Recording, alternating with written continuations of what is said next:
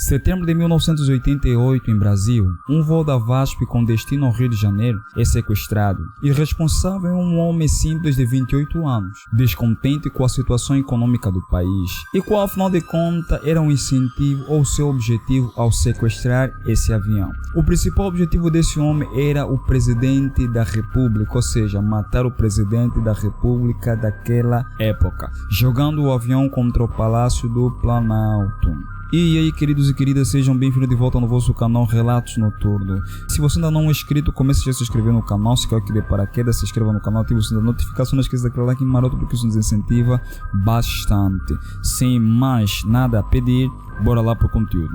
Raimundo Nonato da Conceição nasceu em Vitorino Freire, no Maranhão. Sua família tinha vindo do interior do Pará e foram descritos como pessoas muito simples, mas que levavam uma vida reservada. Não bebiam, fumavam ou tinham outros vícios. Já adulto, Raimundo trabalhava como tratorista em várias empresas de construção, entre elas a empreitaria Mendes Júnior, uma das empresas que ele mais passou tempo trabalhando, e também uma das maiores do país na época. A título de curiosidade, a Mendes Júnior realizou diversas obras importantes no Brasil, como a usina hidrelétrica de Furnas, a Transamazônica e a Ponte Rio-Niterói, em Rio de Janeiro. A empreiteira, inclusive, fez obras em outros países. Em 1978, foi responsável pela construção da ferrovia de Bagdá a Caxistã em Al-Qaim, no Iraque. Naquela época, 10 mil trabalhadores brasileiros ficaram alojados no país, entre eles Raimundo. O reinado da Mendes Júnior ruiu em 2014.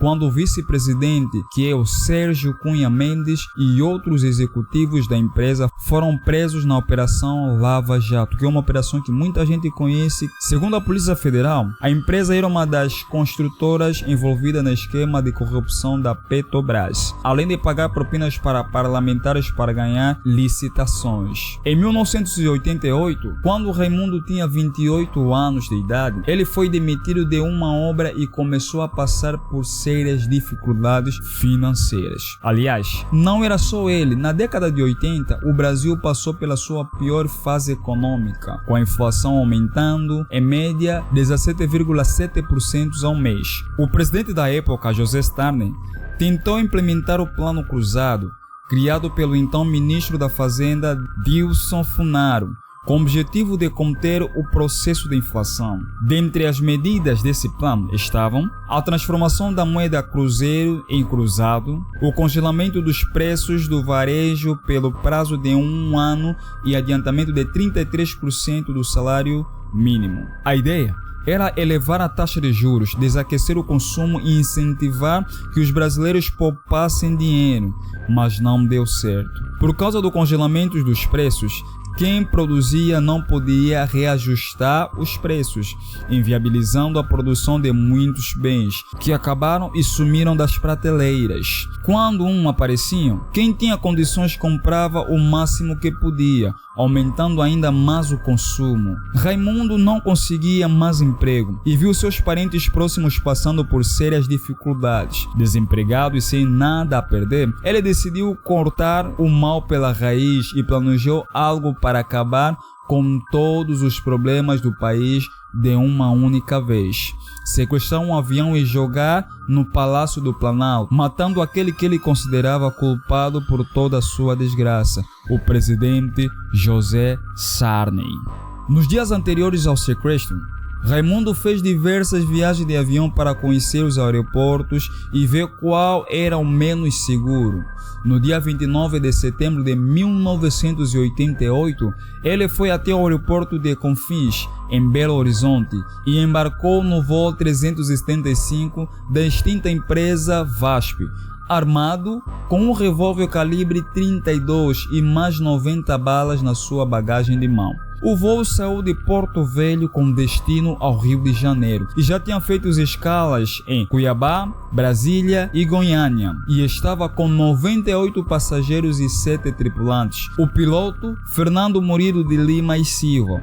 o copiloto Salvador Evangelista, o chefe de gabinete José Pinho e os comissários Ângela, Valente e Ronaldo, além de outro copiloto chamado Gilberto, que estava apenas pegando uma carona naquele dia. Após 20 minutos no ar, Raimundo se levantou e andou até a cabine do piloto. O comissário Ronaldo achou que o passageiro estava confuso e disse que aquilo não era a porta do banheiro. Mas o homem sacou o revólver e atirou 2 vezes. Um dos tiros acertou a orelha do Ronaldo e outro a perna do Gilberto. Temendo a queda do avião, o comandante mandou o copiloto abrir a porta. Enquanto tentava manter a calma e conversar com Raimundo, o comandante inseriu o código 7500, que informa ato de interferência ilícita, ou seja, um sequestro. O código foi recebido pelo Centro Integrado de Defesa Aérea e Controle de Tráfego Aéreo, o SINDACTA, que pediu uma confirmação da situação. Quando o aviso chegou no painel de controle, o copiloto Salvador tentou responder o contato, mas foi baleado na nuca pelo sequestrador e morreu no local. Mesmo tendo visto o colega e amigo pessoal morrer na sua frente, Fernando manteve a calma e virou o avião em direção a Brasília. Ele notou que Raimundo tinha pouquíssimo conhecimento de aviação e aproveitou disso para enganá-lo. Ele fingiu que conversava com a torre, simulando que o tempo em Brasília estava muito ruim para pousar. Raimundo disse que o objetivo não era pousar, mas sim se chocar contra o Palácio do Planalto.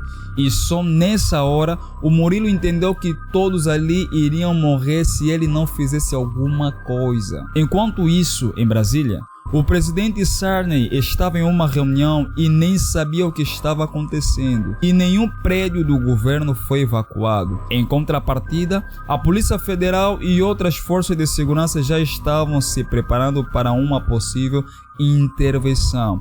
Inclusive, um caça da Força Aérea Brasileira, da FAB, que estava acompanhando o voo, com ordens para derrubar o avião caso fosse preciso. Nesse momento, o Fernando viu que a aeronave estava com pouco combustível. Ele alertou Raimundo da situação, que ordenou a mudança de rota para São Paulo. Fernando disse que não daria para ir até lá e sugeriu que eles pousassem em Goiânia. Quando Raimundo estava distraído, o piloto executou um tonel ou barrel roll, uma manobra onde o avião realiza um giro completo sobre o eixo longitudinal da aeronave. Mas Raimundo conseguiu se segurar e não caiu, o que surpreendeu bastante o piloto. Fernando então tentou mais uma arriscada, um parafuso com uma queda de 9.000 metros. Dessa vez, Raimundo ficou desacordado e caiu para fora da cabine, e o piloto conseguiu fechar a porta e pousar em Goiânia, com pouco combustível e um dos motores já falhando. No solo, o sequestrador recobrou a consciência e voltou a ameaçar todos a bordo. Raimundo libertou os passageiros que estavam feridos após a manobra do piloto, mas manteve mais de 90 reféns, iniciando uma negociação que duraria mais de 5 horas. Raimundo não desistiu e exigiu outra aeronave para ir até Brasília. A Polícia Federal concordou e colocou outro avião na pista, mas era apenas uma isca para Raimundo e ele caiu. Por volta das 18 horas, ele saiu do avião, mas levou o piloto e 2 comissários como escudo. Ele foi com os reféns até outro avião, mas chegando lá, foi surpreendido por um agente da PF e os 2 começaram a trocar tiros. Agentes de elite da Polícia Federal conseguiram atirar e acertar Raimundo 2 vezes, enquanto uma terceira bala atingiu a perna do piloto. O sequestrador foi encaminhado a um hospital onde passou por uma cirurgia de emergência e foi anunciado que não corria risco de vida. Entretanto, alguns dias depois, algumas fontes dizem que depois de 2 dias, outros dizem depois de 5 dias, ele morreu no hospital. Segundo o laudo médico, Raimundo faleceu devido ao quadro agravado de anemia falciforme que ele já tinha, uma doença hereditária rara. Essa morte repentina gerou a especulação de que Raimundo teria sido envenenado por alguns agentes da polícia. Outros especulavam também que Raimundo teria sido envenenado por alguém enviado pela casa presidencial, que até hoje nunca se soube por quem foi envenenado, se na verdade ele foi envenenado. O caso foi considerado um marco para a aviação brasileira e o início de uma melhoria de segurança nos aeroportos que só foi consolidada após os ataques de 11 de setembro. Hoje os aeroportos contam com revistas, máquinas de raio-x e detetores de metais. As portas das cabines são blindadas e a tripulação é treinada para uma interferência dessa parte. A atuação da Polícia Federal foi muito criticada na época, uma vez que o Palácio do Planalto e os prédios adjacentes não foram evacuados e não havia protocolos para negociar em um caso como aquele.